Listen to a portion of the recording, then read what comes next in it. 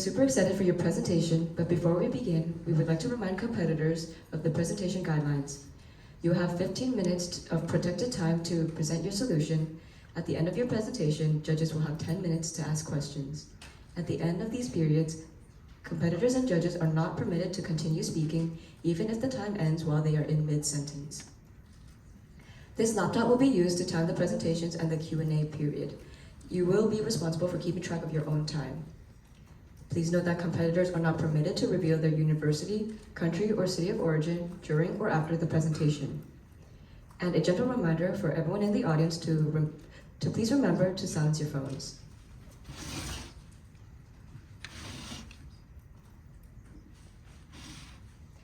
Thank you, team, and we wish you all the best. The time will start when you first speak.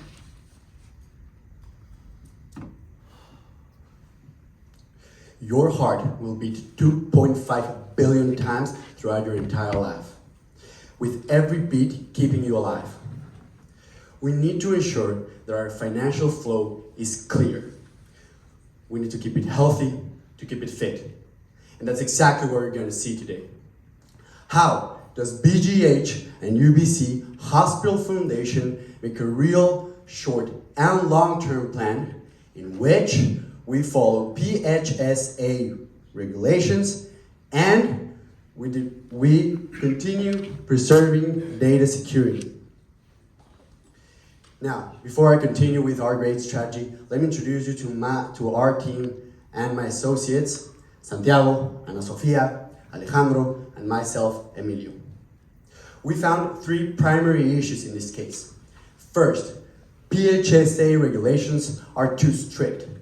Second, system is too complex. And third, future transition into future technologies. With our FIT strategy, you'll save up to $100,000 within your first year. And now, Ana Sof, tell us, how do we solve the flow? Thank you, Emilio. Before coming up to any solution, we want to understand what the real problem is.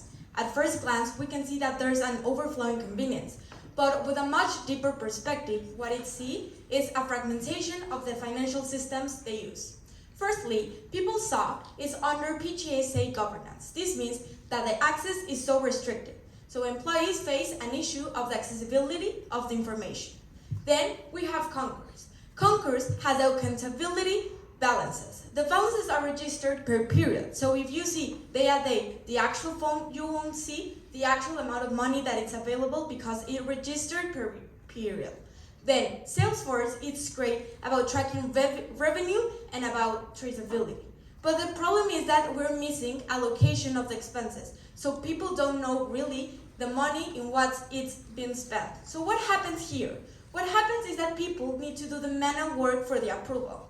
This makes delays, and the delays makes an administrative loop. So we can see that there's a misalignment in the centralized financial control and the decentralized authority maker. So when there's misalignment, the value leaks. We quantify the operational inefficiency, and we see that per week, they are wasted from 25 to 30 hours because of the manual works. This diminishes the organizational efficiency. Then, the approval flows are delayed from 2 to 3 days. And also, across 150 million, even small delays and misallocation of money can have a meaningful financial impact. So it's not really about inconvenience, it's about cost opportunity. So the main root cause of the problem is misalignment. So the solution we need to address is for a structure. So we analyze three alternatives. First, AI intelligence is great about automating the processes and making everything more innovative. But we aren't looking right now for innovation if first we don't make a solution for the structure of the program. API integration is kind of compelling because we need to meet certain requirements and audits. So it's not feasible for the short term. And having blockchain, they're great at privacy and traceability. But right now the problem is not about trust failure, it's about the structure. So the FIT strategy meets all of the requirements. Governance, speed to deployment, and it diminishes the structure burden. So and now, Alejandro, can you tell us how to solve this flow problem, please? Thank you, Ana Sofia. What is the FIT strategy? Fit strategy is a strategy built from within what already exists to tackle first the short-term problem and then build upon to the long-term problem. We have 3 pillars here. First, fund visibility, where we're giving signatures visibility to their balances. Then, in intelligent spending control, we implement this spending control to mitigate risks. And finally, we build tomorrow's infrastructure. So, jumping into the first pillar, what we mean about giving visibility to the funds is with Power BI, giving a visual operative dashboard in order to know who or what they are tackling and who they need to, and basically getting rid of the manual work and just basically knowing their things, what they need to do, and it works in a very simple way. PeopleSoft is a source, and then we have Concourse, daily 9. Every 24 hours, this data is being presented, and this is where Fit comes in. We provide the Power BI dashboard, the visual dashboard, and this is a self-serve platform for all the signatures to attend their funds. With this, we have our dashboard, which knows who is in charge of what, who are the other signatures, what are the available funds, what are the transactions, and we get rid of all manual work. We actually eliminate administrative burden. We make it visible, it's low cost, and it's easy to implement because Power BI already exists. Jumping to the second part of the strategy, the intelligent control system. We mentioned before that if you have a 24-hour syncing process, there may be over budgeting. Imagine there's a $50K budget, and Michael, Monday morning, first approves a $30,000 transaction. Then, hours later, Maria approves another $25,000 transaction, and we have a dangerous over budget of $5,000 with money.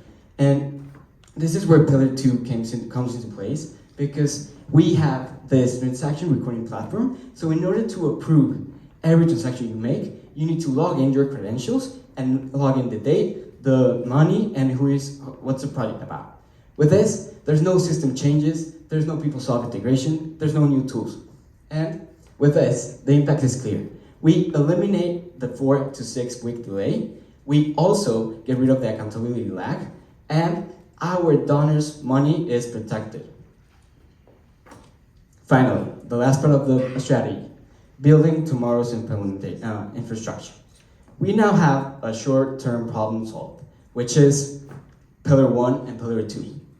And imagine our data is already connected, it's already visually attractive in the Power BI dashboard, and but it's independently. They have different lakes. We're now introducing Microsoft Azure Data Lake because with this, we have all our data connected into one place, into one data lake that allows for cleaner, more visible, and more controlled data that will enhance AI, machine learning, and powerful insights. But Santiago, how does this flow go into the implementation? Thank you very much, Alejandro. Our implementation is based on 5 key initiatives. Firstly, building a secure financial data foundation. Then, we're establishing a controlled fund commitment tracking, building our fund visibility dashboard with embedded governance, security, and compliance control. We are driving adoption of this system through clear communications and very simple training. Our implementation works because we are not changing PeopleSoft as the only source of financial information. What we're doing is creating accessible versions of this information in order to report with our dashboard. We're tying this strategy together with our financial recording platform. This way, we ensure zero conflicts, avoid the need for real-time integration, and full auditability and compliance. Now, as for the way that we're going to build our dashboard and our information, please, next slide. We're going to be defining our structure through IDs, balances, and the structure of our information. Secondly, we're creating our information platform without changing clear accounting truths, just with reporting information. Now, as per security, we're not changing our logic of ownership security line. This means that each fund owner can only see their fund's information and their balances. We're implementing this in a visual one-page dashboard where workers can see all the information they need on one page in order to make the decisions required for their funds. Now, as my partner mentioned, we are introducing our transaction record platform. What our transaction record platform is a simple mechanism that records approved transactions, leveraging our existing information, allowing signatures to make decisions based on real, current, updated information. This allows them to avoid the hassle of needing not only other processes, but also having to make decisions on unclear or incomplete information. This is done, as my partner Alejandro mentioned, through a subtraction of the current state of balance of each fund and the recording transactions, effectively giving them a realistic view of the funds that they have available, reducing the risk of making unnecessary transactions. Now, as my partner mentioned, we're going into the future with our strategy. The way we're doing this is implementing a shared data lake. How we're doing this is we are replacing our legacy data backbone without changing all user-facing tools, seamlessly implementing our new technology for the future without upsetting the work of our signatures. We're doing this going from batch-oriented financial information to near real-time availability of this information for decision-making. This significantly reduces the dependency on the PHSA's availability of information and allows us to add stable analytics without affecting our workflows. This effectively allows us to implement a shared data lake, replacing the data foundation invisibly without upsetting any other parts of our processes, and advancing analytics, access, and intelligence for tomorrow. Our implementation is going to be done in two distinct stages. Firstly, the creation and implementation of our financial visibility dashboard and our transaction recording platform, with a very important key victory on achieving significant trust in information without the risk of having to make decisions on non-current information or risky information. Secondly, we're going into the future with a shared data lake and our new data backbone, with a very important win on permanent reduction on dependency on our previous infrastructure. This way, we are allowing progress into the future of intelligence and analytics for many years to come. Now, to flow from implementation into finance, Ana Sofia, please. Thank you, Santiago. From a financial perspective, this is a modernization investment. We will be needing 275,000 of Canadian dollars. This includes the long-term and the short-term initiative, and it represents only the 0.18 of the annual revenue. We will be decreasing the 70,000 of operational inefficiency and 50,000 of risk exposure. In the first year, we will be conferring the upfront cost, but by year 4, it will become structurally positive. This is not a revenue play. This is about governance and risk mitigation. Now, Emilio, how do we measure this flow, please? Thank you, Ms. Off. Now, how do we measure success? Well, with these 4 KPIs. First, balance. Second, no staff intervention. Third, no staff interruption. And lastly, balance. In the first one, inaccuracy, I want you guys to go through that. So, we want to keep our operational balance accurate to under 1% within 12 months. And now we know that with any risks, with any strategy, there comes risks, but we know how to mitigate them all. And we know that the one that might worry you guys the most is probably that middle one over there. Commitment register depends on signatory discipline to log expenses. How do we mitigate that? We mitigate it with onboarding automatic alerts. Now, you've heard our strategy. You've heard what we're made of. We gave you a clear path to victory. And now, it's your time to keep that flow going, to keep it healthy, to keep it fit. Thank you for your attention. Any questions you may have, we'll be happy to answer them in the Q&A.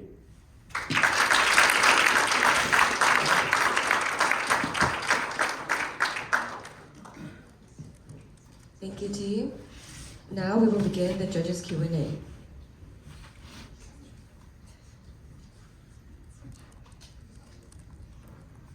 Thank you for your presentation and all the hard work. Mike, you mentioned something about in your presentation that it will be very easy. You use that word quite a few times. I'd love to get a little bit more understanding on that. So what will get easy? Manage the relationships or the system use, or like I'm just a little, because in the world of finance and technology, when you say easy, it just gets your eyes opened up, and you used it so many times. So I would love a little bit more elaboration on that. Of course, thank you very much for your question. More than ease, we're concentrating on simplicity. Of course, there are complications with the backbone of financial information, but our objective, in order to accomplish a seamless transition and an implementation in less time, we're focusing on ease of use for signatures. Those who are not really on the very technical aspect of things. We're designing everything in order to have minimal training and minimal requirements in order to not only implement as fast as possible, but make sure that we do not have any hassles in terms of them using the platform and working with the platform. So of course, as you say, this is more about giving our users and the signatures the simplicity of going from platforms without other complications to their job. This, of course, with the interest of maintaining their workflows the way they are and maximizing productivity everywhere we can. Okay, well, thank you for that. So then the 275, right? That's the cost. So what? So there's no. We're not implementing any new system or anything, right? Like, what is that 275 really going to be used for? Besides our transaction record platform and all the backbone of information to develop our dashboard and connect from Concourse, we have several.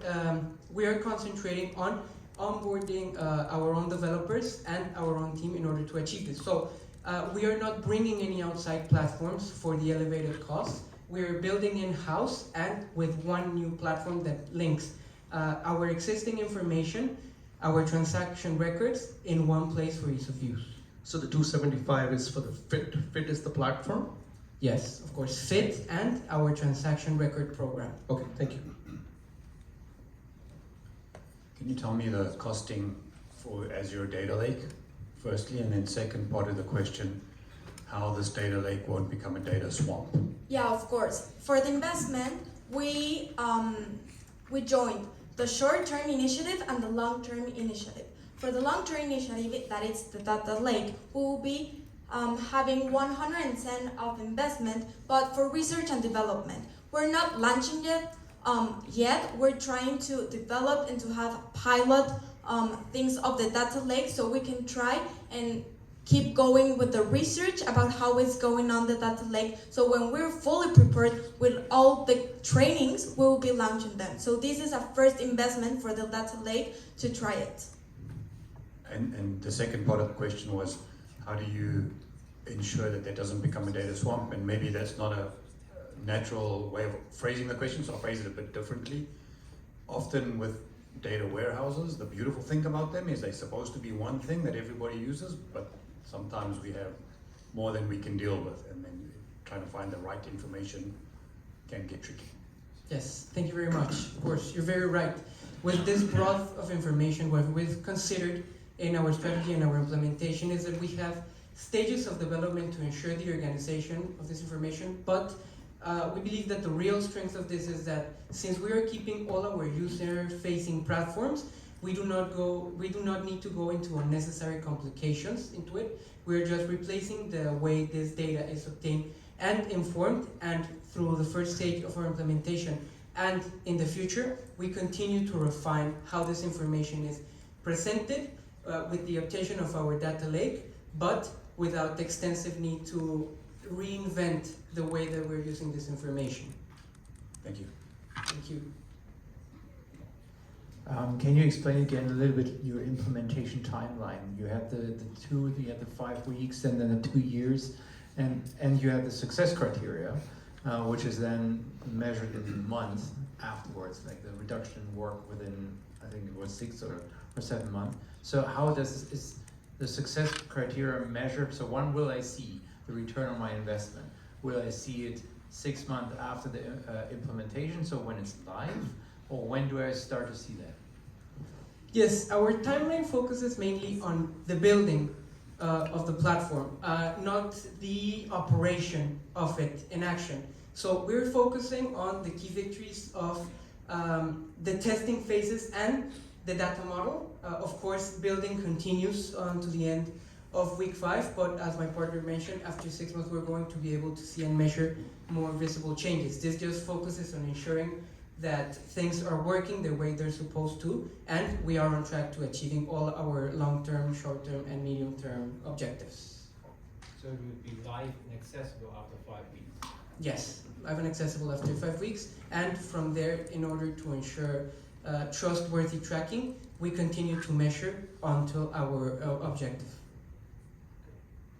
Yeah, going on the same on the same slide, so what are your deliverables? You're spending quite a bit of money, but you say you delivered something in 5 weeks. So what exactly are you delivering in 5 weeks, and then what are your deliverables after that? So what's going on for the first short term, it's a dashboard, and that's a delivery, and then for the long term, it's your R&D for the data lake, and to implement the data lake.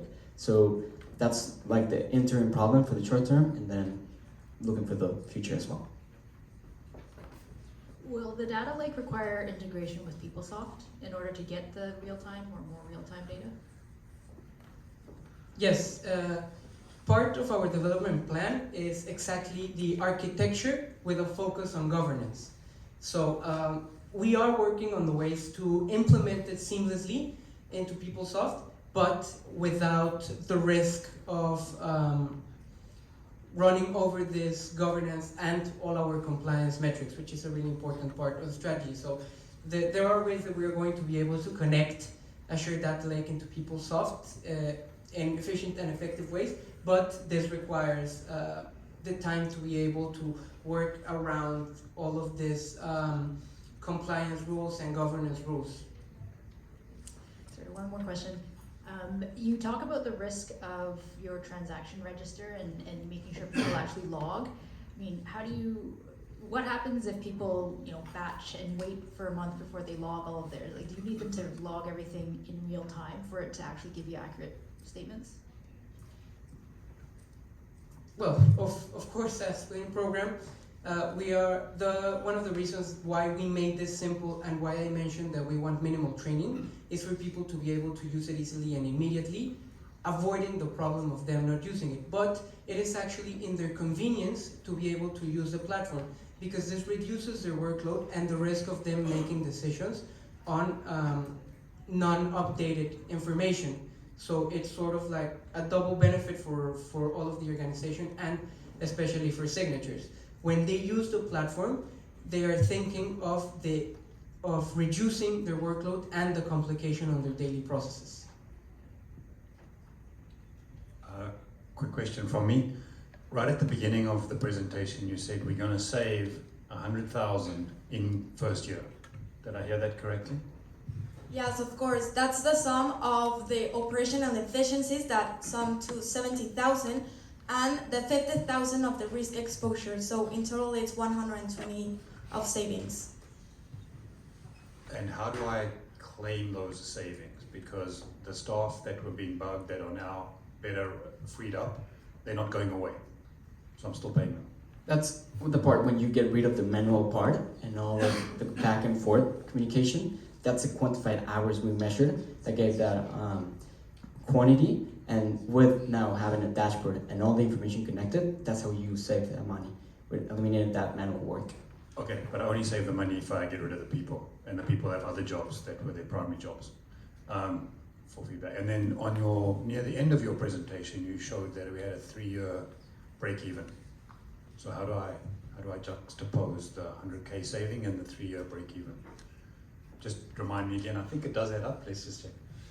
Yeah, you don't, like at first you said that you were going, how do you will save the money if we will reduce the manual work? It's because this doesn't require more people for the manual work. This means that people are wasting their time. We're consuming finance talent in coordination rather than in strategic decisions. So we will save this money by reducing the work that it's the hours that we're wasting in stuff that is supposedly to be easily and people should focus in more things. And also, from across the 150 The Q&A million... period has now ended. Thank you so much.